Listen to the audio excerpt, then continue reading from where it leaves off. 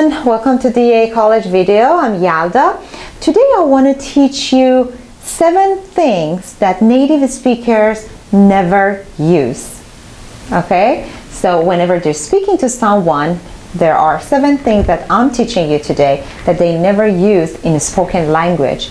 But we learned in different ways, right? So whenever you were learning English, I'm sure your teachers told you this way, right? They taught you this way, but you don't have to use it whenever you're in Canada or the United States, whenever you're speaking to a native speaker. First one, how do you do? No native speakers say, how do you do? What would they say? How's it going? How are you? What's up? These are the things that they might say when they want to ask how you're doing, okay? And how do you feel? But they wouldn't say, how do you do? And when they say, how's it going? The answer, I know you learned it this way, but don't use that in conversation. I'm fine, thank you, and you? Never do that, okay? So you can say, I'm fine, I'm good, I'm great. Okay, these are the things that you can say if someone asks you, how do you do? Or how you're doing? How's it going? How are you? What's up? These are the questions they might ask.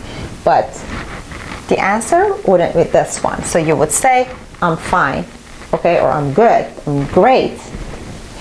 The other thing that native speakers never use is shall. Shall is very, very old English, okay? Never use that. So you might see that in written form whenever you're reading a book or, for example, in literature, but in speaking, native speakers never say shall. Shall I go?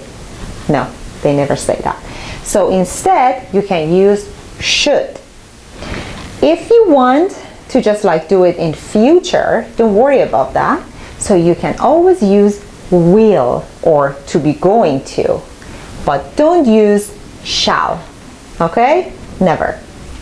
The other things that native speakers never use can be whom instead of who. In written language, right, in written English, so you will see whom, but in spoken we just use who.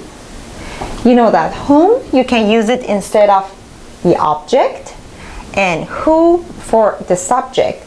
But in spoken language, you can use who for both things in both situations, right? So like objects and a subject, both of them. Look at this. Whom should we ask for help? Never say that, right? I know you learned it this way, and it is correct grammatically, but in spoken language, we never say that this way. You must say, who should we ask for help? Right here, we is a subject, who will be the object, right? So replacing the object, instead of whom, you would say who. Who should we ask for help? And the other one, instead of saying I am going to, you can say I'm going to. I know, so just like whenever somebody is just like using the slang form or very, very informal talk, so they might say I'm gonna do that, right? But this is not the proper language. So you can always say that, but this is not a proper English, okay? So instead, so you can say I'm going to instead of I am going to, and it sounds like a robot. So you would say I'm going to. Or I don't like it instead of I do not like it. You never say that. I don't like it. Okay, like for example, instead of will not, I will not do that, say I won't do that. Use the contractions. She's instead of she is.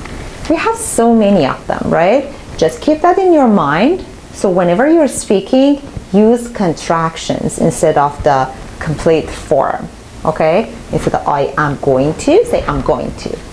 Right now, I want to know when you want to break the ice and start a conversation with someone that you don't know probably, okay? So probably you meet each other at the bus stop, or I don't know, just at a party for the first time. How would you start a conversation? I know someone told you, or your, for example, your teachers before, they told you you can start it just like speaking about the weather. Don't do that, okay? Because it's very, very unusual, right? To say, how's the weather? How's the weather? So you can say that, right? So you don't need to ask whenever you want to start a conversation with someone. Please don't do that, okay? So instead, talk about something that you like. What is your favorite thing? For example, are you into reading books, watching movies, or doing sports or whatever, right? Whatever you like, you can start talking about it and find out what your, for example, the other person that you want to talk to is interested in, right? Instead of talking about the weather, don't do that, okay? And the other one, right now, we're talking about idioms. I know it's really good to talk with, just whenever you want to speak to someone, use idioms. But some of them are quite old and it's better not to use it. Like, for example, raining cats and dogs. Still, you might hear that in the movies or just like very old movies. But these days, people don't use it. Native speakers, they don't use it anymore. Instead, they would say it's raining hard, right? So, languages are changing, just like they're evolving and changing, and something that we used to use right now and nowadays, we don't use them anymore, okay? Like, for example, if you say, that's so top-notch, they know you're quite old, right? That's a very old language, old English. Instead, you can say, oh, that's so cool, instead of top-notch, for example. Okay, so you have to be very careful in using idioms. They are good, really good, but you have to find out which one is more, for example, common, okay, and updated to use it. And, okay, so do you want to learn more? You can subscribe to our YouTube channel, DEA Education Centre. You can always like us on Facebook, DEA Education Centre, or just like in Instagram, you can follow us and learn every day. Thank you for watching this and see you in the next lesson.